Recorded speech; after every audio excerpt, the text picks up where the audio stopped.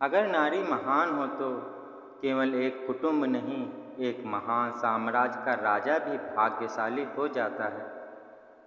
मैं आप सभी को आज 2100 वर्ष पहले ले जाना चाहता हूँ। आप सभी जानते हैं, उज्जैन नरेश चक्रवर्ती सम्राट विक्रमादित्य को। पर क्या आप यह जानते हैं, उस महान चक्रवर्ती सम्राट विक्रमादित्य की पत्नी कौन थी?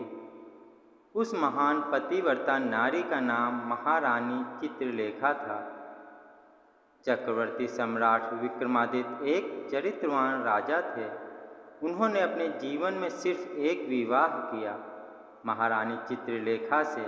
उनके जीवन में कभी दूसरी रानी नहीं।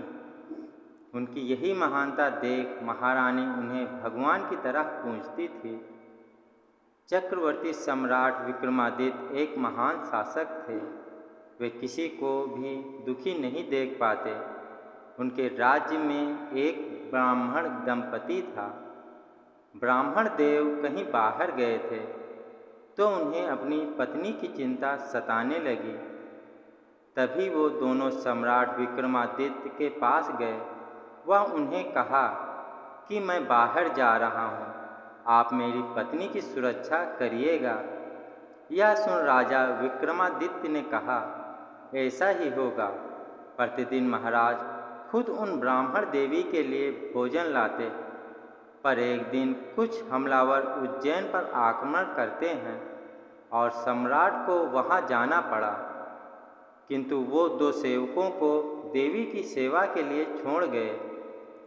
युद्ध बहुत दिन तक चला, क्योंकि हमलावर छुप छुप कर हमला कर रहे थे। थोड़े दिन बीते, उन दो सेवकों ने देवी को भोजन देना बंद कर दिया। जबकि महल से भोजन रोज आता। वहीं सम्राट युद्ध जीत कर उज्जैन आते हैं और सबसे पहले आश्रम जाने के लिए जैसे ही निकले, ब्राह्मण देव अपनी मृत पत्नी की लाश लेकर आते और महाराज को हत्यारा कहते हैं। सम्राट विक्रमादित्य दुखी होते हैं और कहते हैं, मैं आपकी पत्नी को जीवित करके रहूँगा। उन्हें नारद जी कहते हैं, सूर्य देव के पास अमृत कलश है। तभी सम्राट वरुण देव की सहायता से सूर्य देव के पास सशरीर पहुँच जाते हैं। सूर्य देव को पूरी बात पता चलती है और परंतु वे कहते हैं, मैं उन्हें जीवन दे सकता हूँ, पर आपका जीवन यहीं समाप्त हो जाएगा।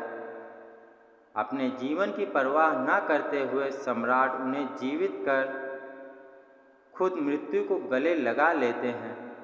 ब्राह्मण देवी को जिंदा देख ब्राह्मण देव खुश होते हैं।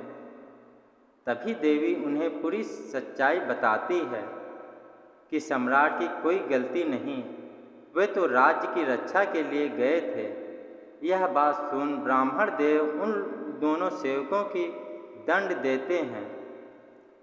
सम्राट को मृत देख महारानी चित्रलेखा नारद जी से मिलती है। सम्राट को जीवित करने के लिए नारद जी उन्हें ब्रह्मा जी के पास जाने को कहते हैं।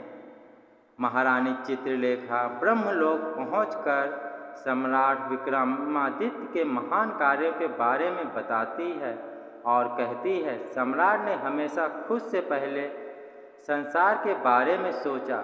ब्रह्मा जी सम्राट विक्रमादित्य को जीवित करते हैं तो ऐसे थे चक्रवर्ती सम्राट विक्रमादित्य और उनकी पत्नी पतिव्रता महारानी चित्रलेखा। आज हमें ज़रूरत है सम्राट विक्रमादित्य और महारानी चित्रलेखा के आदर्शों पर चलने की।